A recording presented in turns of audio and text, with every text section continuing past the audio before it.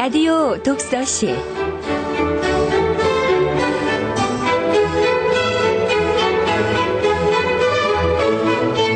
이 시간 진행해 김갑수 문화평론가입니다.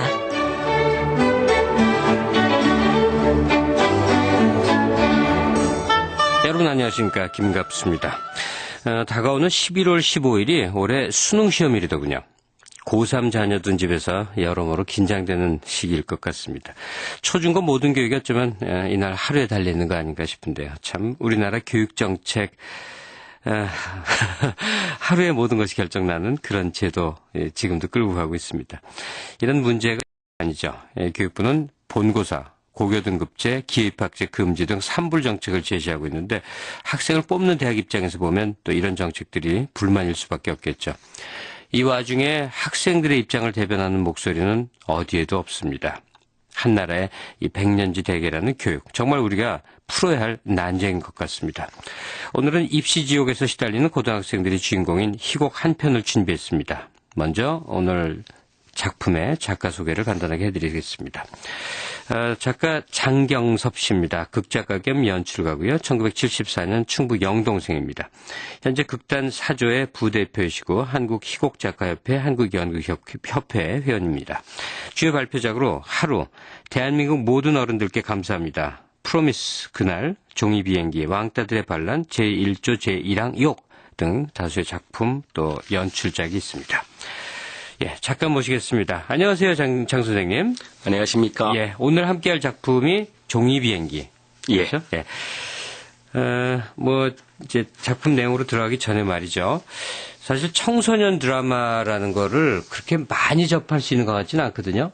예, 청소년 연극계에서도 청소년 연극은 좀 상당히 좀 처지가 열악하다 이러는 건데, 이 분야에 관심을 갖게 된 거는 어떤 계기고 또 종이비행기 작품을 어떻게 해서 이제 만들게 되신 것인지요?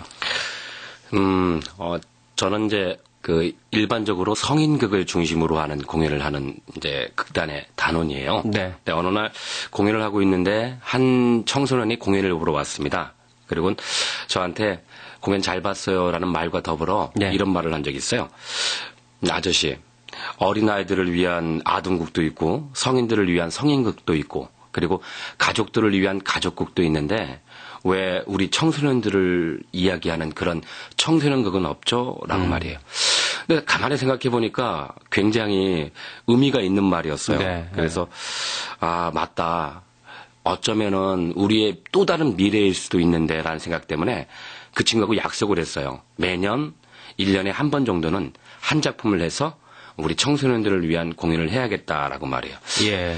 그래서 시작한 게 첫 번째 작품이 대한민국 모든 어른들께 감사합니다라는 제목으로 학생 인권에 대해서 공연을 했고요. 두 번째는 왕따들의 반란이라고 해서 청소년들의 생활상. 예. 그리고 지금 오늘 소개되는 작품 종이비행기, 이 작품은 청소년들의 꿈에 대한 얘기거든요. 네. 이렇게 새 작품을 계속 하고 앞으로도 그렇게 준비를 할 예정이거든요. 아니, 그런 학생의 얘기를 듣고 마음에 충격을 받거나 생각을 가질 수 있는데 그걸 그렇게 실천해서 계속한다는 건 보통 일이 아니거든요. 근데 처음에 제가 연극반 친구들하고 좀 친한 친구들이 많아요. 네. 그 친구들도 그런 얘기를 하더라고요. 대부분 사람들이 1년에 한 편, 아니 어쩌면 평생에 한 편을 보기도 힘들다고 얘기하더라고요. 네. 그래서 과연 연극을 대부분의 사람들, 모든 사람들에게 한 번이라도 볼 수 있는 기회를 제공해주고 싶다는 생각이 또 들었었거든요. 네. 그래서 그것은 어렸을 때가 더 낫지 않을까라는 생각. 그래서 가급적이면 청소년극을 좀 활성화시키려고 모든 걸 다 매진할 수는 없지만 네. 그 한 부분만큼은 좀 이렇게 청소년들을 위한 공연을 만들어보자라는 생각을 갖게 됐습니다. 예. 이게 청소년극 전문가시라기보다는 어떤 필요에 의해서 의지를 갖고 사명감으로 이렇게 작품도 하고 공연도 하시는 그런 입장이군요. 예. 이 작품 종이비행기 고등학교 2학년생을 주인공으로 했습니다. 현장 취재도 하시고 그랬을 텐데 지금 30 중반이시니까 고등학교 떠나온 지 오래되지 않았습니까? 예. 어떻게 지금 고등학생들, 특히 고등학교 2학년생들의 고민이나 마음이 이걸 담게 됐어요? 영등포구에 보면 대형고등학교라고 있어요. 여기 드라마에 등장하는 고등학교 이름이 예. 실제 학교 이름이군요. 예. 네, 그 친구들하고 같이 연극을 만든 적이 있는데 그 친구들의 이야기, 그러니까 공연을 한 편 만들기 위해서는 그 친구들하고 정말 사소한 일, 그리고 아주 세밀한 부분까지 다 계산을 하고 또 서로 알고 있어야 하거든요. 네. 그래서 어느 순간 그 친구들의 얘기를 듣다 보니까 저도 모르게 이런 고민이 있구나, 이런 것들이 있구나라는 생각들을 많이 했어요.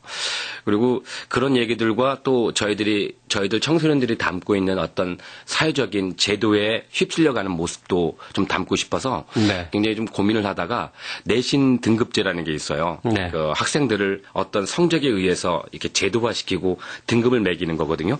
근데 그것 때문에 어떤 한 친구가 이런 얘기를 한 적이 있어요. 선생님, 제 친구가요, 이제 적이 됐어요. 경쟁자가 됐어요. 선생님, 저는요, 그 친구한테 노트를 오늘 못 빌려줬어요.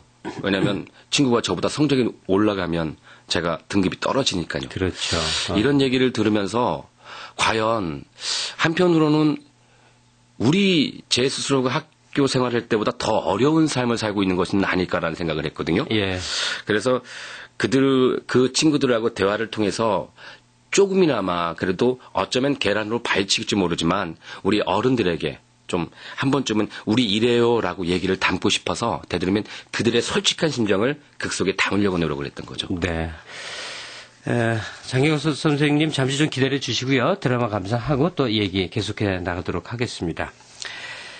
입시라는 목표 아래 자꾸만 삭막해져가는 교실 풍경 하지만 꿈꾸기를 멈출 수 없는 우리 학생들의 이야기입니다. 장경섭의 희곡 종이비행기 함께 하시죠.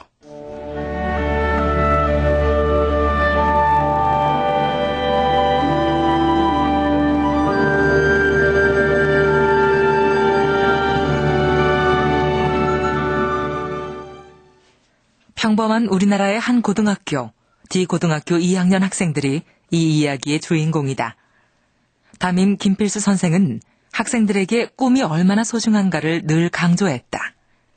그래서 오늘은 수업 시간에 각자의 꿈 이야기를 시켜보았다. 자, 다음은 누가 해볼까? 그래, 지연이. 저의 이 외모로 보나 또 출중한 연기력으로 보나 대한민국 모든 국민들이 사랑하는 스타 아니겠어요? 늘 거울을 들여다보고 사는 지연이 앉고 나자 늘 먹을 걸 달고 사는 뚱뚱한 영옥이가 일어났다. 34, 24, 34 완벽한 몸매. 전 패션 모델이 될 거예요. 조용. 왜들 그래? 나 학교 졸업만 하면 다이어트 할 거야. 지금은 입시 스트레스 때문에 이렇게 먹는 거라고. 그거 봐.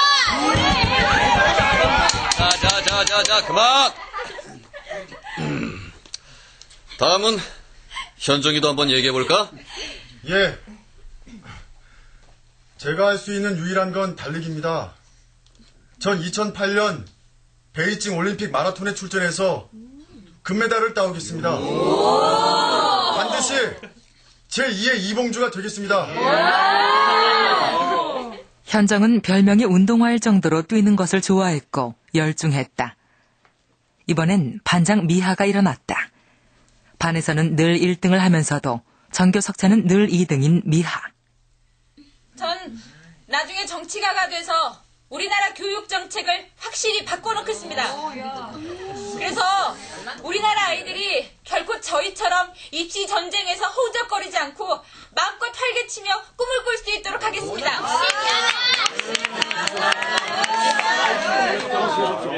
반장 미하는 사실 지독하게 공부만 하는 아이라서 반 친구들과 그리 사이가 좋은 편이 아니었다.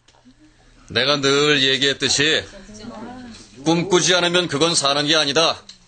또 사랑하지 않으면 그것도 역시 사는 게 아니다. 특히 너희들 나이엔 좋은 꿈을 잘 키워야 한다. 너희들이 지금 배운다는 것도 결국은 꿈을 꾸는 행위다. 그럴까요? 최승열. 친구들의 얘기를 무표정하게 듣고 있던 승열이 말문을 열었다. 꿈이요? 우리에게 꿈이 있을까요? 대학. 우리 꿈은 대학 아닌가요? 우리한테 무슨 꿈을 꾸라는 거죠, 선생님? 승열의 돌출 발언으로 교실 분위기는 차갑게 내려앉았다. 그때 학생들 사이에 앉아있던 정원이 일어섰다. 어딘지 모르게 신비로운 분위기를 풍기는 정원. 그녀는 손에 들고 있던 종이 비행기를 날렸다. 그때 창밖으로 비행기가 나는지 강한 비행기 소리가 들렸다.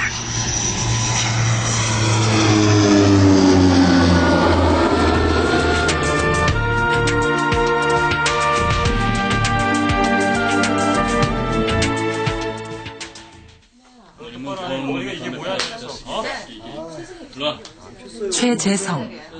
수업 시간엔 조용했지만 늘 반에서 문제를 일으키는 학생. 그는 어린 시절부터 비행사가 되고 싶었다. 하지만 어느 날 그 꿈을 접어야 했고 그 이후론 문제아가 되어갔다. 김필수 선생은 재성을 교무실로 불렀다.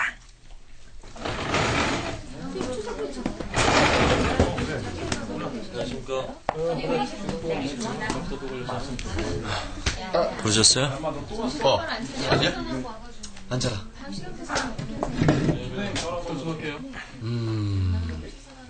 요즘 학교 생활 어때? 병원은 잘 다니고? 재성은 말이 없었다. 그때 용모가 있던 미하가 교무실에 들어섰는데 재성을 발견하고는 나가려다 멈춰서서 잠시 두 사람의 대화를 들었다. 재성아, 세계에서 가장 빠른 비행기가 뭔지 아니? 입을 굳게 다물고 있던 재성이 잘 알고 있다는 듯이 대답했다. 실용화된 항공기 중 가장 빨랐던 비행기는 미군의 전략정찰기 SR-71입니다. 최대 속도는 마 3.3. 아니, 종이 비행기야. 예? 왜요? 종이 비행기는 누구나 쉽게 가장 빨리 만들고 가장 빨리 날릴 수 있잖아? 선생님 말 무슨 뜻인지 알지? 다시 재성은 침묵 속으로 가라앉는 듯 했다. 생각을 조금 다르게 하면 난 네가 꿈을 이뤘다고 생각하지 않는다. 전 죽었어요. 왜? 꿈 꾸지 않으면 사는 게 아니라고 말씀하셨잖아요. 다른 꿈을 꿀 수도 있잖니. 아니요. 찾을 수 있을 거다. 선생님은 너에게 꿈을 찾아주고 싶다. 소용없어요. 재성아. 그만 가볼게요. 아니, 김필수 선생은 재성을 붙잡지 못했다. 재성은 나가다가 미하와 마주쳤고 조용히 지나쳐갔다. 미하가 그런 재성을 안타깝게 바라보았다.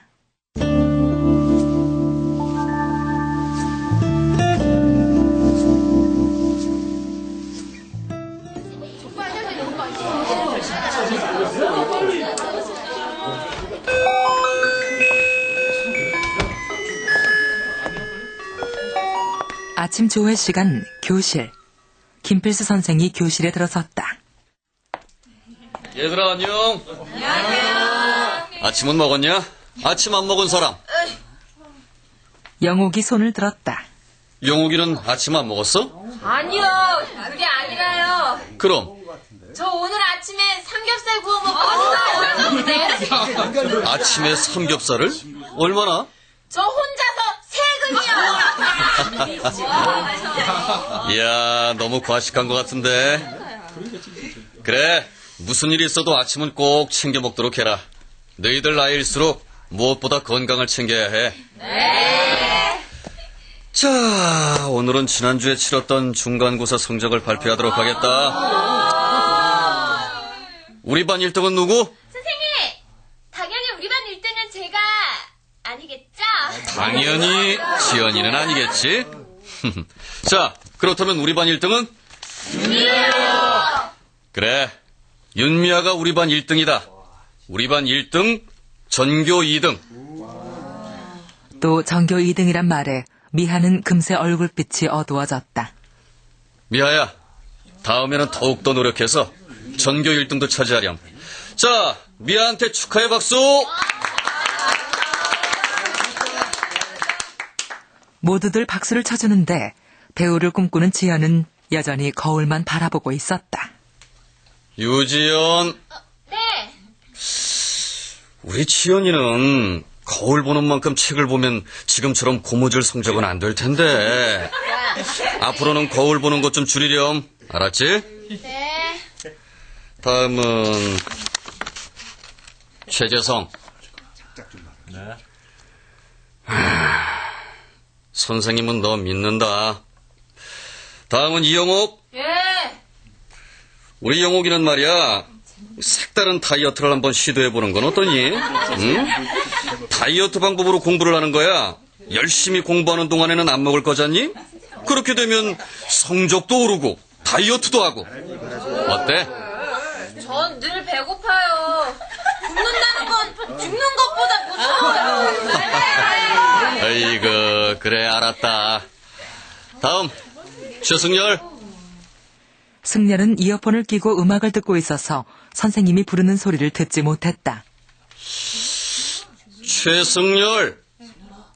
영옥이 보다 못해 승렬의 어깨를 밀며 신호를 줬고 그제서야 승렬은 이어폰을 빼고 선생을 바라보았다. 앞으로 나와.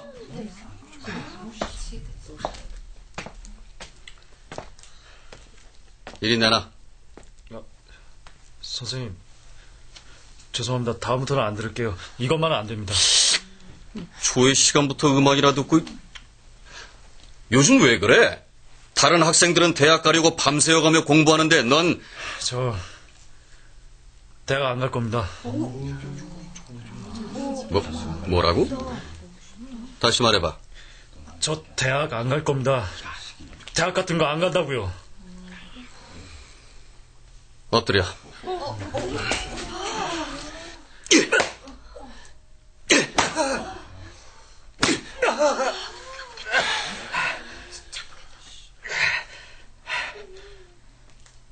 승렬을 자리로 돌려보내고 김필수 선생은 잠옷 심각하게 말문을 열었다. 선생님이라고 너희들에게 대학 가라고 강요하고 싶은 것 같아? 나도 너희들한테 꿈과 희망을 가르쳐주고 싶어. 하지만 현실이, 이 사회가. 그래, 공부하기 싫으면 하지 마. 대학 가기 싫으면 가지 마.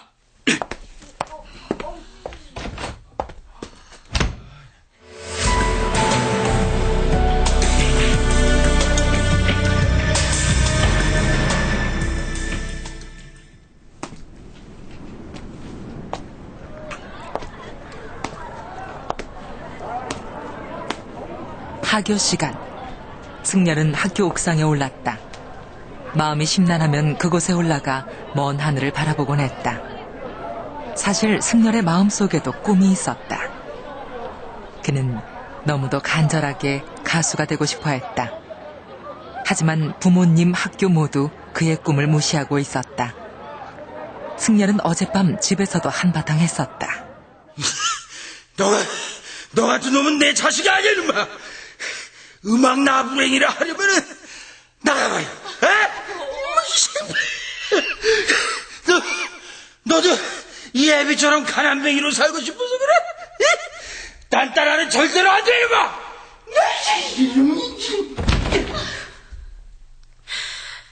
승렬아, 아버지를 이해해라.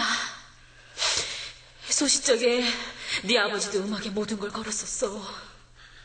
하지만 지금 모든 걸 잃었잖니. 입에 풀칠하려고 새벽마다 나갔어. 저 절대 포기하지 않아요!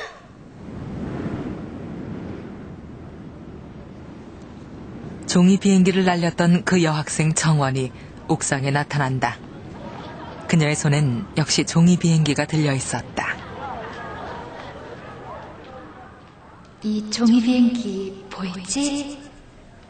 종이 비행기는 누군가의 손길을 기다려. 그리고 바람을 기다리지. 이 종이 비행기를 누군가가 파란 하늘로 힘차게 날려주면 바람은 비행기를 얼싸안고 어느새 드높은 창공으로 인도하지. 정원은 비행기를 날렸다. 비행기가 창공 속으로 힘차게 날아올랐다. 나는 믿어. 네가 진정으로 원하면 이루어질 거야. 정원은 자신의 손에 남은 또 하나의 종이 비행기를 승렬에게 날려보냈다. 그리고 사라졌다. 정원의 존재를 모르는 듯 승렬은 교복을 벗어 바닥에 팽개치고는 돌아서다가 그 종이 비행기를 발견하곤 주웠다. 그리고 그 종이 비행기에 쓰인 글을 보았다. 비행기를 펴서 내용을 확인하더니 잠시 갈등하고는 다시 그 종이 비행기를 접어 허공에 날렸다.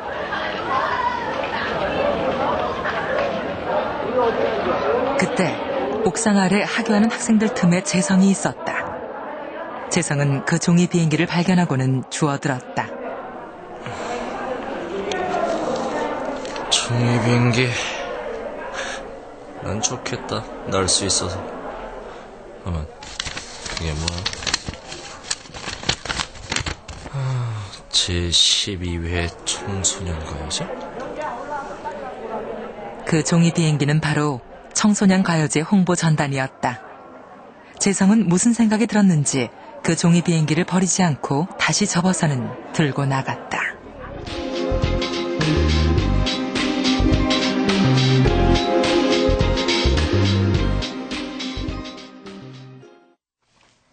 승렬은 결국 자신의 꿈에 아무런 도움도 주지 못하는 학교와 집이 싫어 가출을 하고 만다. 아침 조회 시간, 김필수 선생은 무거운 마음으로 승렬의 빈자리를 보고 있었다. 아직도 아무 소식 없니? 무슨 소식요? 벌써 일주일째야. 선생님, 뭐가 일주일째예요? 최승렬. 아무도 승렬이가 어디에 있는지 모른단 말이니? 연락이 되는 놈이 한 명도 없단 말이야? 그러고도 니들이 친구니? 친구야? 아무리 학교 생활에 경쟁하는 곳이라지만 이렇게까지 벽을 쌓고 사는 줄은 몰랐다. 선생님은 실망이다. 너희들한테 실망이고 나한테 실망이다. 생각해봐라. 스스로에게 물어봐. 친구가 뭔지, 우정이 뭔지. 차려! 됐다.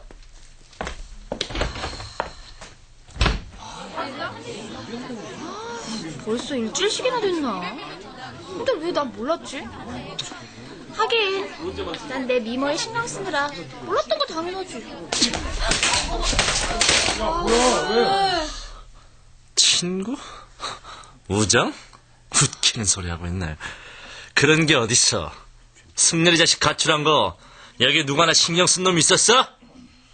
솔직히 까놓고 얘기하면 그 자식 가출한 거 모두가 피해만 주고 있다고 생각하잖아. 내 말 틀려? 아! 미하가 참지 못하고 일어났다. 사실 재성은 이전에도 반 아이들에게 툭하면 거칠게 구는 문제아였다. 그 사고 때문이니? 뭐? 무슨 사고? 그 비행기 사고로 너희 아버지 돌아가시고 네 시력을 잃게 돼서 꿈을 포기할 수밖에 없게 되니까 그래서 그러는 거야? 그랬다. 재성은 중학교 3학년 때 아버지가 몰던 경비행기가 사고 나면서 자신의 꿈을 접어야 했다. 재성의 아버지는 공군 조종사였고 예편한 후론 경비행기 강습 등을 하며 지냈었다.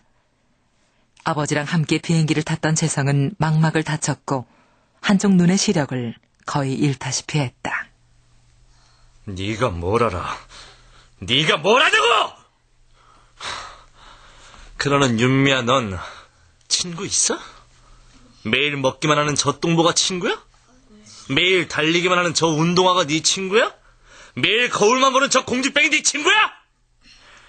네 친구는 오직 공부뿐이잖아. 죽도록 공부해서 인류대학 가는 게 네 유일한 친구잖아! 아니야! 나 미아 친구 맞아. 미아야, 나 네 친구지? 어서 말해. 모르겠어.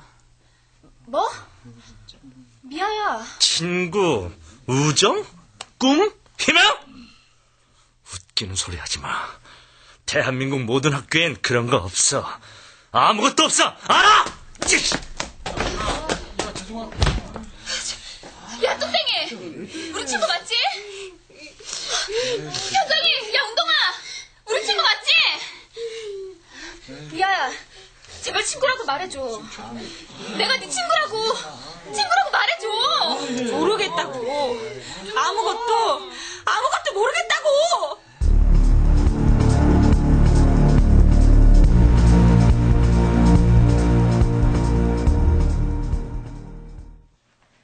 가출한 승렬은 거리에서 기타를 들고 노래를 불렀고 구경꾼들은 승렬 앞에 놓인 모금함에 돈을 넣어주었다. 어느 날 불량배들이 나타나 그 모금함을 빼앗으려 했고 그때 그곳을 지나던 현정의 도움으로 승렬은 위기를 벗어나게 된다. 승렬은 그 일로 현정의 집에 갔다가 그의 어려운 집안 형편을 알게 된다.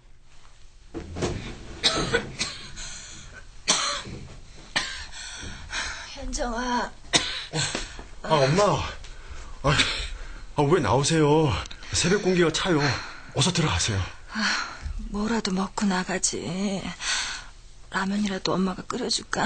몸도 성치 않으시면서. 괜찮아요. 미안하구나. 못난 엄마 만나서 고생만 시키고. 고생 아니에요.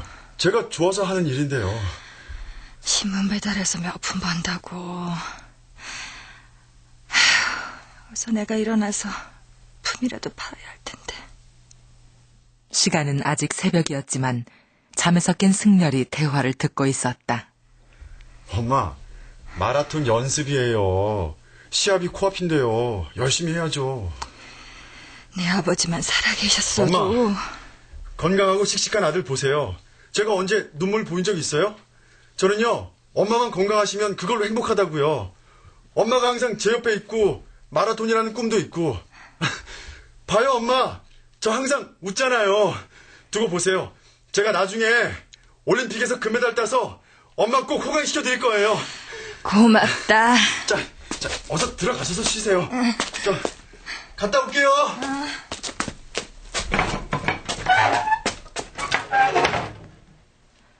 마음이 불편해진 승렬은 현정의 집을 나와 자신의 집으로 향했다.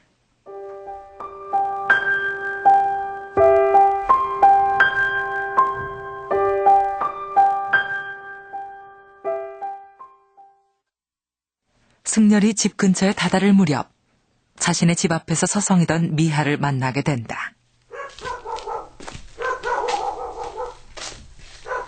그동안 어디 있었어? 이곳저곳. 이유 물어봐도 돼? 가출한 이유. 승렬은 대답 대신 괜히 먼 곳을 보았다. 1학년 때부터 우리 같은 반이었던 거 알아? 알아. 사실 나 몰랐다. 공부하느라 나 같은 놈한테 신경 쓸 겨를이 없었지. 그래. 내가 왜 공부에 미쳤는지 모르지? 꿈 때문이야. 무슨 꿈? 좋은 대학 가서 출세하는 꿈? 아니, 우리 아빠 만나는 꿈. 나 엄마랑 살아. 우리 부모님 이혼하셨거든.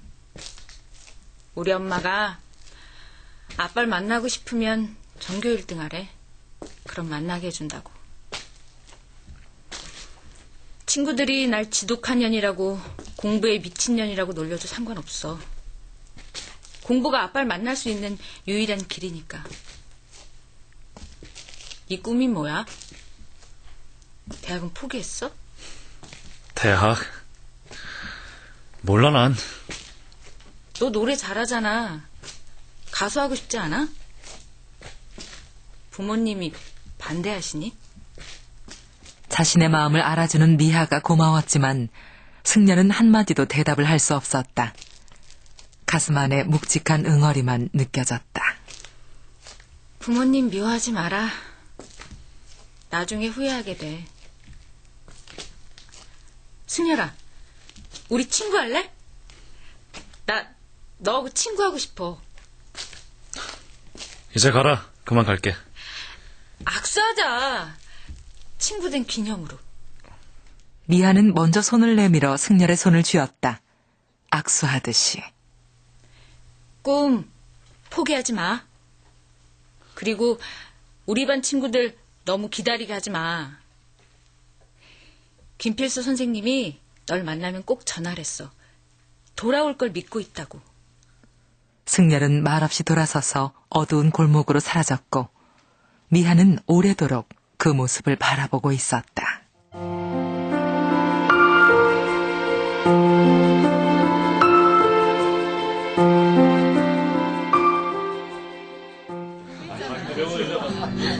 소중했던 우리 부르던 나를 기억하며 의무회 없이 그림처럼 남아주기를.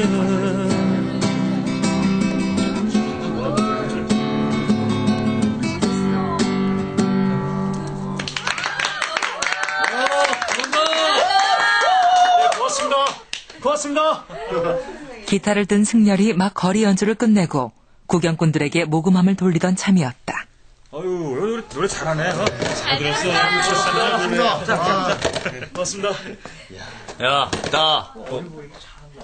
재성이었다. 재성이 구경꾼들 틈에서 승렬을 빤히 보고 서 있었다. 그래. 결국 가출해서 한다는 게 길거리에서 노래 부르면서 구걸하는 거냐? 이게 네 꿈이야? 네 꿈이냐고. 승렬은 돈이 든 모금함을 재성에게 내밀었다. 그전에도 재성은 승렬에게 돈을 뜯은 적이 있었다. 이 자식이 날 뭘로 보고. 재성은 승렬의 멱살을 잡았고 승렬은 무시하고 가려 했다. 야, 아직 내 말 안 끝났어. 거기 안 서! 내 일에 상관하지 마. 더 이상 여기 학교도 아니고 너 짱도 아니야. 이게 죽을라고 정말. 왜? 이렇게라도 꿈을 이루려고 노력하는 내 모습이 부럽냐? 네 꿈이 파일럿이라고 했지. 부러우면 너도 노력해. 비행기가 그렇게 좋으면 가서 비행사 청소부터 시작해. 나 진짜 나한테 혼나볼래? 최재성! 최성열! 김필수 선생이 서 있었다. 승렬이 노래 부르는 곳을 알아둔 미하가 선생을 데려온 것이다. 같은 반 친구끼리 잘 안다. 두 놈 다 따라와. 선생은 학교로 돌아와 반 아이들 앞에서 얘기 하나를 들려주었다. 자신이 고등학교 시절 여자친구 정원에 관한 이야기였다. 시한부 인생을 살았던 정원은 평범한 학교 생활 그 자체가 꿈이었다. 정훈아, 괜찮아? 괜찮아. 기다려. 의사 선생님 데리고 올게. 아니야. 됐어. 그냥 여기서 내 얘기 들어줄래? 나 사실 아주 작은 꿈이 있는데. 뭔데? 고등학교 졸업장 갖는 거. 그때까지만 살고 싶어. 너무 큰 욕심일까? 아니. 필수야, 종이 비행기를 아니? 종이 비행기는 우리의 꿈과 같다. 우리가 꿈을 이루길 기다리는 것처럼 종이 비행기는 사람의 손길과 바람을 기다려. 나 만일 졸업하지 못하고 죽으면 종이 비행기로 다시 태어나고 싶어. 그래서 친구들이 꿈을 이루는 걸 도와주고 싶어. 얘기를 마치며 김필수 선생은 아이들에게 힘주어 말했다. 이게 내가 선생이 된 이유다. 아직도 모르겠니? 너희들은 아직 살아있다. 그래서 꿈과 희망을 가질 수 있고 그 꿈과 희망을 이룰 수도 있다. 그 사실을 기억해라.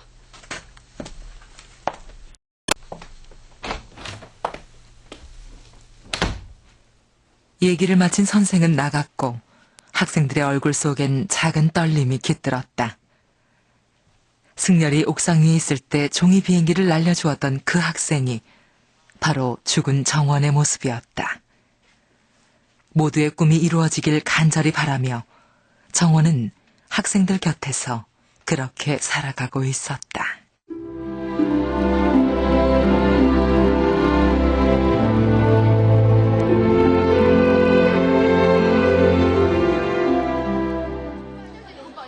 승열이 교실로 돌아왔다. 친구들도 기쁘게 그를 맞이했다. 재성이 다가왔다. 재성은 주머니에서 종이 비행기를 꺼내 승열에게 내밀었다. 그게 뭐야? 종이 비행기네? 뭐라고 쓰여있는데? 승열아 뭐야? 읽어봐. 내가 읽어볼게. 제12회 전국 청소년 가요제? 뭐야? 내가 신청했다. 너 할 수 있어. 야, 고맙다. 대신 너 1등 못하면 죽어. 1등 못하면 죽어.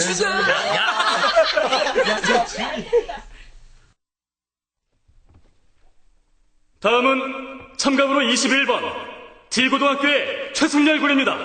많은 박수 부탁드립니다.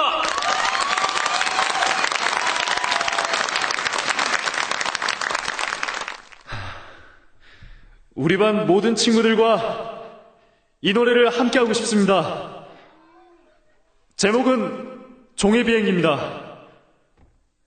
누군가 희망을 주지 않아도 우리 서로가 서로에게 희망이 되겠습니다.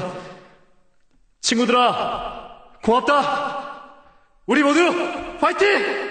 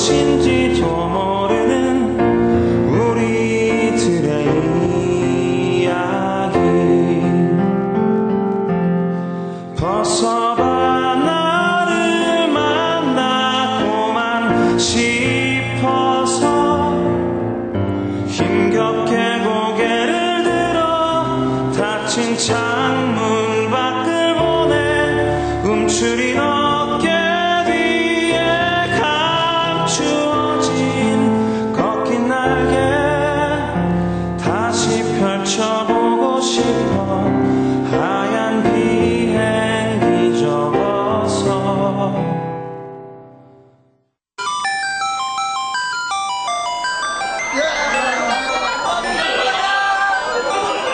쉬는 시간을 알리는 종소리가 나면 아이들은 막힌 숨을 토해내듯 밖으로 몰려나왔다. 잠시나마 산뜻한 공기를 즐기는 듯 했다. I can do it. 난 할 수 있다. 마라토너 현장은 잠깐의 거리를 가더라도 뛰고 있었다. 뛰는 그 앞을 영옥이 막아섰다. 현정아, 잠깐만.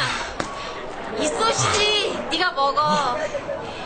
그리고 너 나랑 사귀지 않을래? 싫어. 왜 싫어? 너 아침마다 삼겹살 3근 먹잖아. 좋아. 2근 반으로 줄일게. 더 이상은 나도 양보할 수 없어. 얘들아! 나 오디션 합격됐다! 지연이 최근에 본 배우 오디션에 합격했다는 소식을 전했고 그 곁으로 미하도 기쁜 얼굴로 서서 말했다. 나도 다음 주에 우리 엄마가 아빠 만나는 거 허락했어. 와, 정말? 잘 됐다.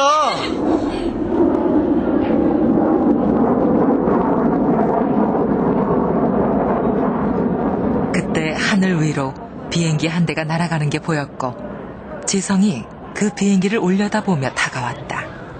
야, 저기 봐. 저기 날아가는 비행기가 F-15 전략 전투기다. 멋있지? 재성이 가리키는 손끝에 비행기가 날고 있었고 모두들 그 비행기를 올려다보고 서 있었다. 저 푸른 창공을 나는 비행기처럼 자신들의 꿈도 그렇게 멋지게 날아올랐으면 하고 바라는지도 몰랐다. 그들의 모습을 저만치서 김필수 선생이 바라보고 있었다. 대한민국에서 교사로 살아간다는 것은 참 힘든 일입니다. 우리 친구들에게 공부와 대학만을 강요해야 하니까요. 그러나 전 대한민국 교사가 된 것을 자랑스럽게 생각합니다. 그만큼 해야 할 일이 많으니까요. 정원이 종이 비행기를 든 채 나타났다. 그녀의 입가엔 엷은 미소가 드리워 있었다. 얘들아, 이 보이지? 종이 비행기는 사람의 손길을 기다려.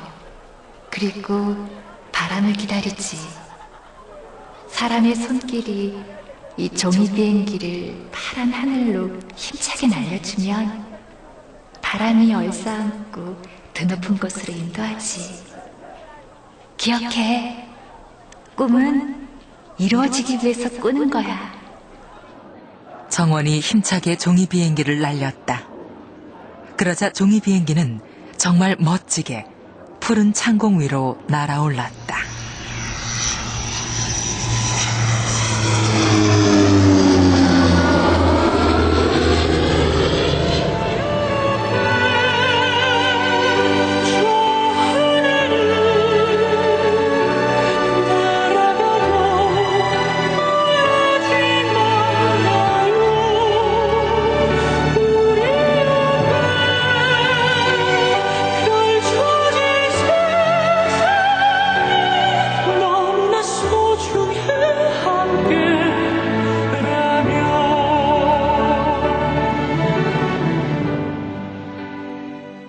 장경섭 희곡 종이비행기 오늘 라디오 독서실 작품으로 함께 하셨습니다. 지금까지 출연해 이주연, 이규석, 방우호, 윤세웅, 심승한, 전진아, 박지훈, 윤승희, 홍선영, 박영재, 오인실, 이승주, 음악 손지명, 효과 최경상, 안익수였습니다. 작가와의 대화 계속 이어가겠습니다. 작품 잘 감상을 했고요. 누구나 뭐 학교 시절의 경험이 다 있습니다. 추억해보면 세월이 많이 흐르면 참 좋았다 하는 추억이 더 많이 남아요. 저한테는 이제 그런데 하지만 또 세목세목으로 들어가면 참 괴로웠던 시절입니다. 시험 치르느라 또 우리 때는 왜 이렇게 매들을 많이 들었는지 잘 많이 맞았어요. 예. 뭐 공부 잘하는 학생은 좀 덜 맞았는지 모르지만 뭐 나날 거 없이 많이 맞고 다니고 그랬는데 장 선생은 학교 시절 추억해보면 어떻습니까? 돌아가고 싶은 곳이에요. 아, 그래요? 예. 왜냐하면 저 같은 경우에는 시골에서 이제 고등학교를 다녔기 때문에 다른 도시에 사는 친구들보다도 이 자연과 접하는 경우가 참 많잖아요. 그렇죠. 그러다 보니까 그 황순원 선생님의 그 소나기처럼 개울가도 있고 산도 있고 들도 있고 그래서 이런 경우가 참 기억이 많이 났는데 소낙비 내리는 날 그 비를 맞으면서 축구공 하나로 온 반 친구들이 같이 달렸던 그런 기억들이 아직도 생생한데 조금 이제 저희도 얼추 이제 결혼을 많이 했어요. 그래서 그 친구들을 이렇게 만나면 옛날 모습이 조금 남아 있거든요. 그래서 장난기로 서로 인사도 나누고 얘기도 나누지만 어차피 갈 수 없는 곳이지만 그래도 만약에 저한테 억만금이 있다면 한 번쯤 되돌아가서 그때 그 선생님들 그리고 그 친구들하고 더 잘 살 것 같아요. 더 열심히 공부하고 더 열심히 놀고 더 열심히 생활할 것 같은 그 시절이거든요. 그래서 돌아가고 싶은 고향 같은 느낌이 납니다. 고등학교 시절이 따지고 보면 불과 3년이에요. 전 인생에서 3년이 그렇게 긴 기간이 아니잖아요. 60년, 70년, 80년을 사는데 근데도 그 3년을 평생 얘기하게 됩니다.